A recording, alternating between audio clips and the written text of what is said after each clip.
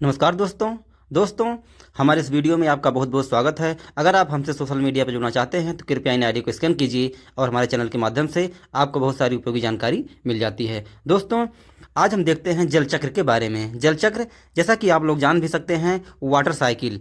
Water cycle क्या होता है कि जल जो है एक दाना इकट्ठा होता है और वो गर्मी के माध्यम से, उष्मा के माध्यम से उसका वाष्पीकरण होता है और फिर वो जाके बादल के माध्यम से वर्षा करता है और यही प्रक्रिया जो है चलती रहती है।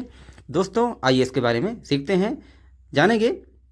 जल चक्र पृथ्वी पर उपलब्ध जल के रूप एक रूप से दूसरे रूप में परिवर्तन होने और एक भंडार से दूसरे भंडार या एक स्थान से दूसरे स्थान को गति करने की चक्रीय प्रक्रिया है, जिसमें कुल जल की मात्रा का क्षय नहीं होता, बस रूप चेंज और स्थान परिवर्तन हो जाता है। अतः इस प्रकृति में जल संरक्षण के सिद्धांत की व्याख्या भी होती है।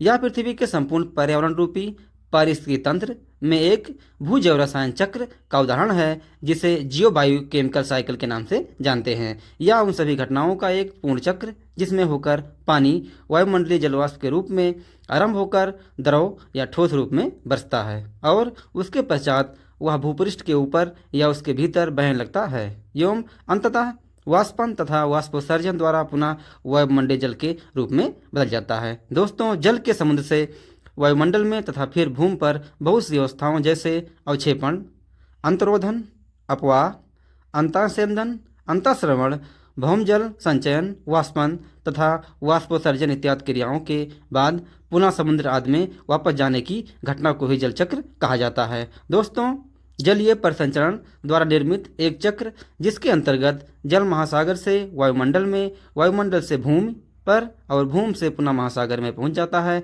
महासागर से वाष्पीकरण द्वारा जलवाष्प के रूप में जल वायुमंडल में ऊपर उठता है, जहां जलवाष्प के संघनन से बादल बनते हैं तथा वर्षण द्वारा जलवर्षा अथवा हिमवर्षा के रूप में जल नीचे भूतल पर आ जाता है और नदियों से होता हुआ पुनः महासागर में पहुंच जाता है। इस प्रकार एक जल चक्र पूरा हो जाता है। दोस्तों, इसमें आगे के हम वीडियो में इस तरह से कंटिन्यू कर रहे हैं। सागर से वायुमंडल तथा जल थल से पर होता हुआ वापस सागर तक जाने वाला जल का परिसंचरण चक्र। जल वापस सागर तक थल पर से बहता हुआ अथवा भूमिगत मार्गों से पहुंचता है।